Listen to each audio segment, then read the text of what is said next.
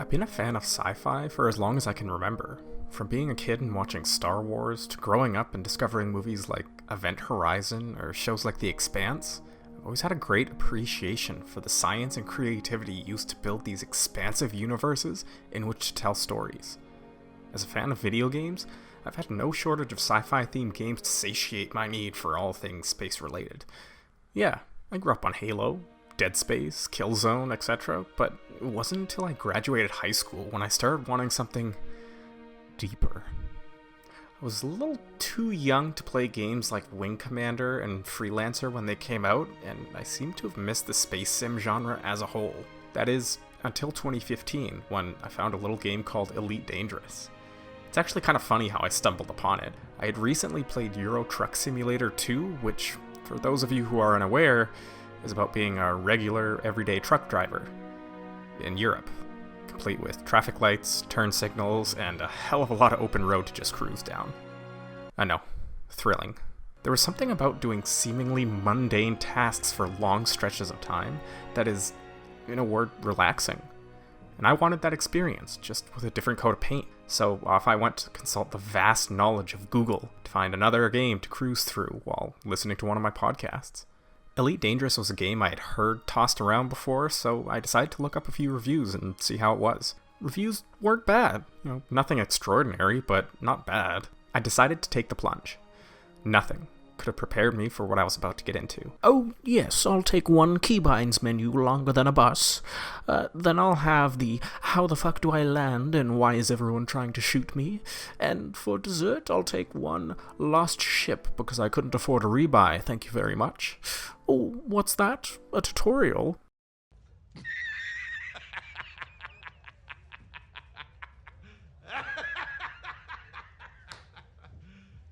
You serious? Cue many hours of frustration and death.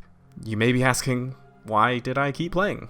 Well, the promise of what Elite holds is so enticing that I couldn't pull myself away.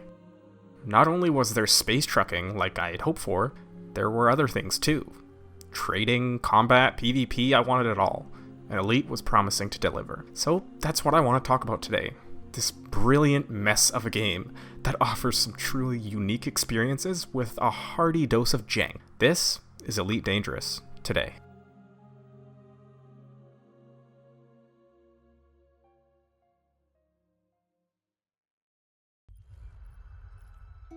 The playable space in Elite Dangerous is big. How big? This is one star system here.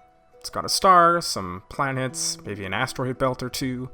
Quite a bit of space for players to get lost in, seeing how each system can take sometimes 30 plus minutes to fly across. Okay, now here's how big the galaxy is you can play in. Yeah, that's a 1-to-1 scale of the Milky Way galaxy, all 400 billion star systems. Not only that, the company that makes this game, Frontier Developments, uses actual scientific data to calculate and simulate our galaxy. See all of these stars on the screen right now? That's not a traditional skybox. All of those stars are simply other systems that you can go off to in the distance. This makes it easy to just pick a star system and go exploring. And stopping off at planetary points of interest never gets old to me.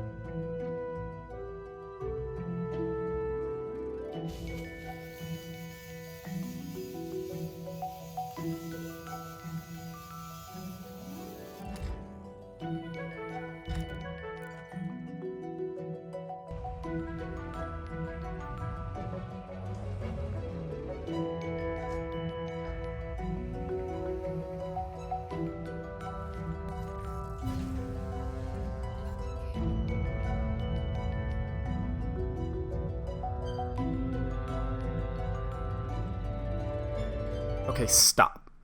Before we continue with the video, I want to make something very clear. I'm looking at this game as a whole, Odyssey expansion included. And that means that I need to address the absolutely horrific state that this expansion launched in. Like Cyberpunk 2077 levels of broken. See this frame rate here that I have going on? That's not taken from the alpha. This is from the full release. And yes, my hardware meets the recommended specs. I used to be able to run this game at 1080p with a smooth 60 FPS, no issues. And now, even on the lowest settings, mine and everyone else's frame rates absolutely tank in settlements and starports. Even people with RTX 2080s are experiencing massive frame drops. No matter how much I enjoy this game, and even the new Odyssey expansion, this is unacceptable. Do not buy Odyssey until the performance issues and bugs are sorted out. Now that that's out of the way, let's move on to the flight model and arguably the best part about this game, the combat.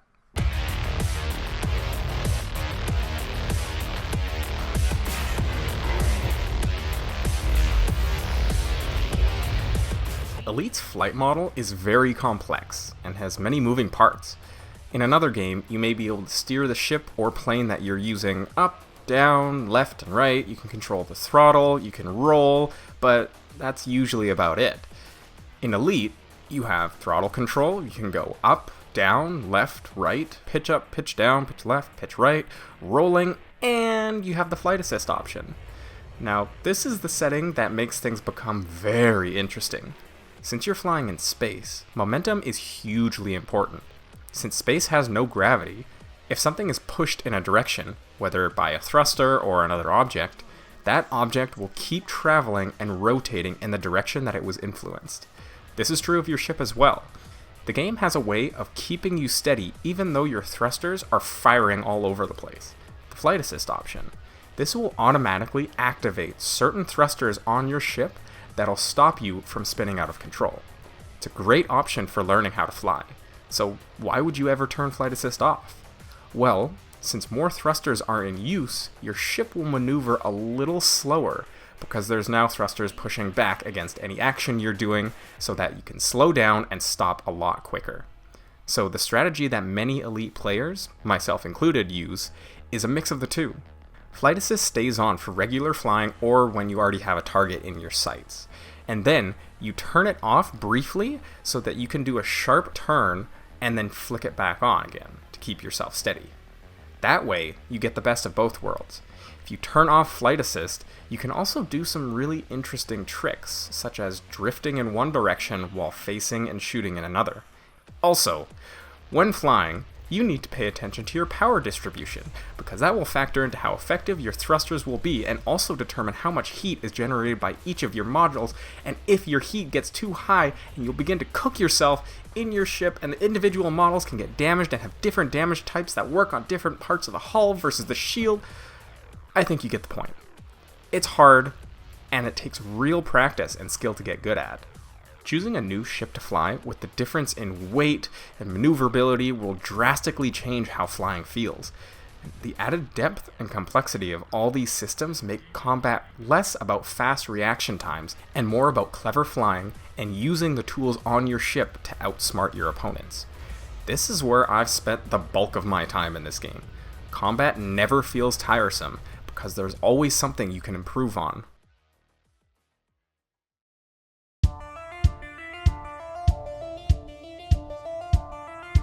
Trading is something that's fairly simple. It's the usual, buy low, sell high, make as much profit as possible. Different systems do have different resources, though, that they specialize in, as well as having different states that will affect the prices of trade goods. It's honest work and pretty low risk. I mean, you'll sometimes have some locals check you out and scan your cargo hold, either to rob you or just to make sure you're not getting into any trouble, but it's not too bad. Mining's a good way to make money. All it takes is your soul. Or, hours of time mindlessly shooting lasers at a rock. Yeah, it was never my thing. There is some depth to it, and deep core mining seems kind of fun.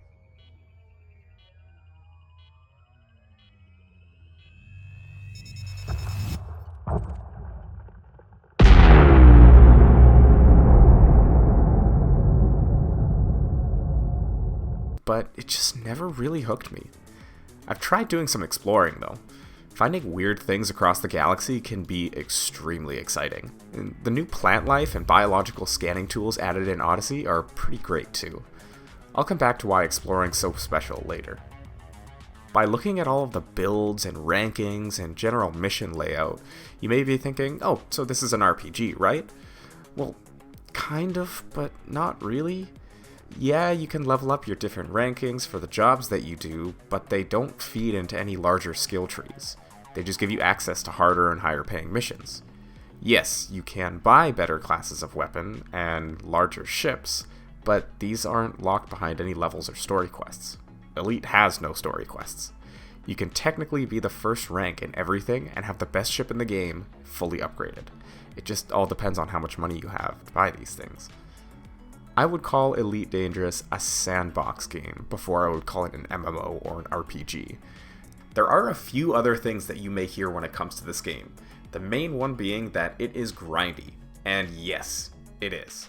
People who mention this are most likely talking about engineering.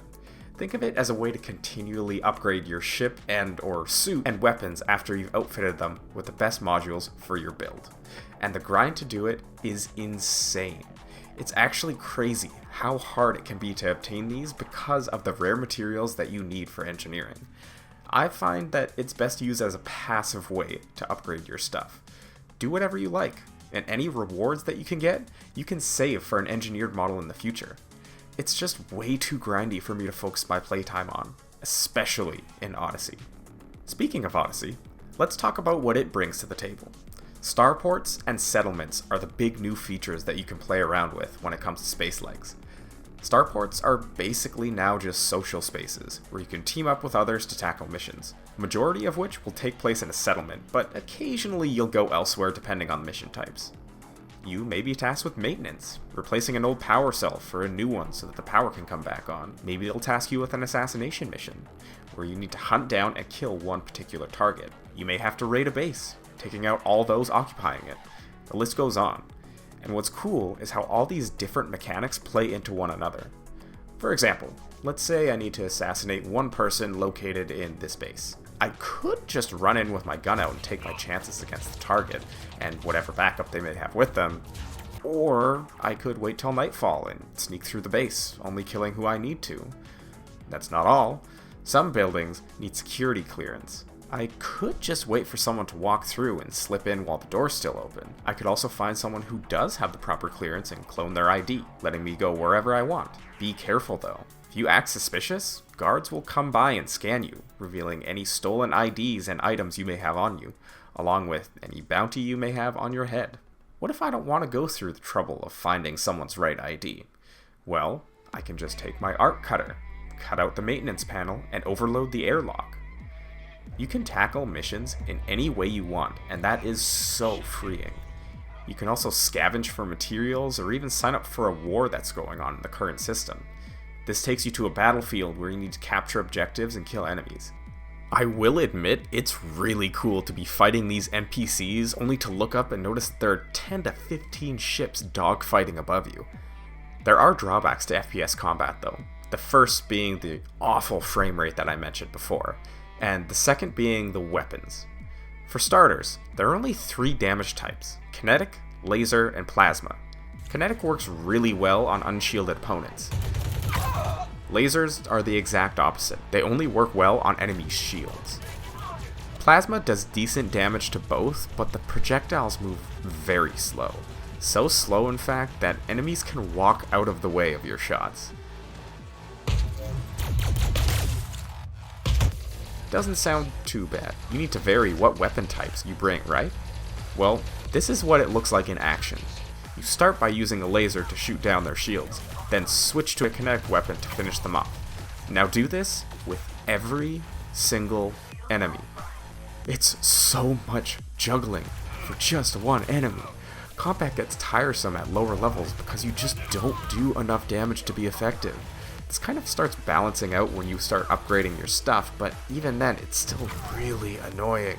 You might be telling me, oh, just use plasma, but the travel time is so bad that you need to be right next to them for it to be even close to effective.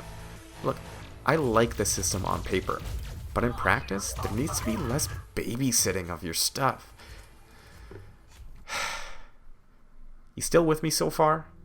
Because I want to talk about the magic that this game holds.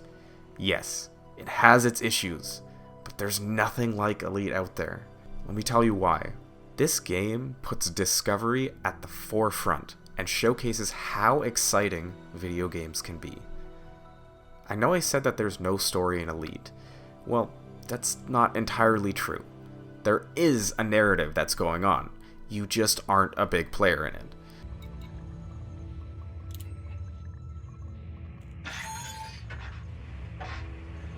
It's Friday the 20th of October, 3111.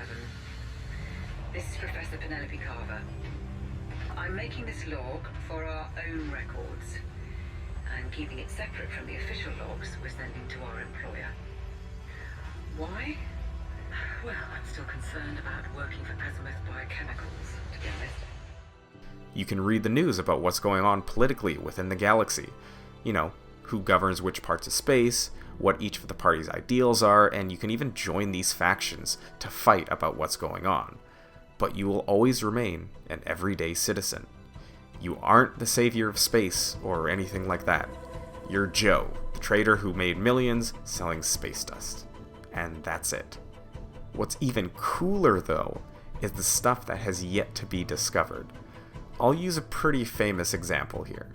When Elite launched, there were no alien factions of any type, only humans who spread to different parts of the galaxy. There were two known alien species that came before, the Guardian race and the Thargoids. For years, no one had seen or heard anything about these two races until about 2016-2017. Players began to discover alien ruins or remnants of a long-forgotten technology, and it was built up naturally, with players gradually finding more and more strange things going on. Then, one day, a player on Xbox by the name of DP Sayer, sorry I probably butchered that, uploaded a video to YouTube. Let me just play the footage here because I can't do it justice.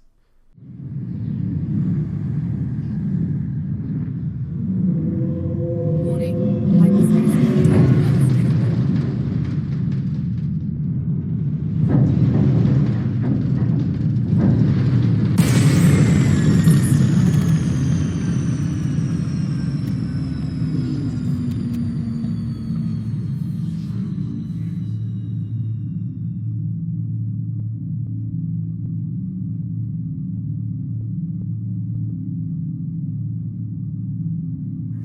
Gaining heat.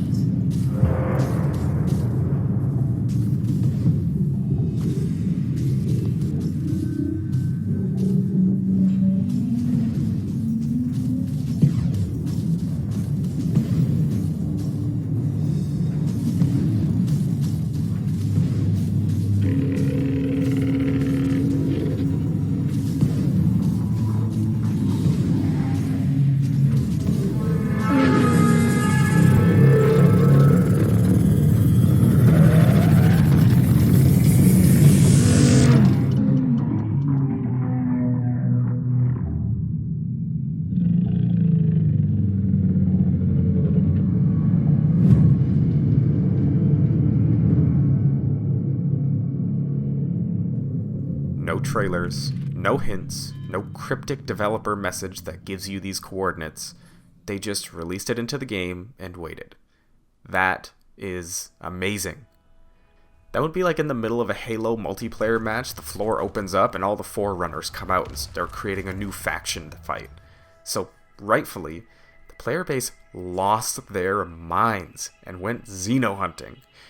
Now Thargoids are all over the galaxy and are some of the toughest enemies to fight in the game. This is why exploration works so well. You genuinely have no idea what you'll find. You could be the next person to discover all new game mechanics, or shift the story of this game forever. At the moment, we have space legs, but can only fight humans. Are there Thargoid ground troops in the game? I don't think so yet, but the fact that I'm saying I don't think so and not no is just further proving my point. On my next play session, I could visit a planet that nobody has went to. I could find new ruins or plant types that nobody has ever seen before. I can go and check out what seems to be an empty settlement only for a group of aliens to bust in and kick my ass. I don't know. And I love that. No other game has made me feel this sense of wonder while looking at the map. That is what makes Elite Dangerous truly special. And in my eyes, untouchable by any other space game or even any other open world game. It is far from perfect and definitely not for everyone. And while the state of this game may be a bit dire at the moment, I'm still going to keep playing, and hopefully this video showed you why it's worth giving a shot.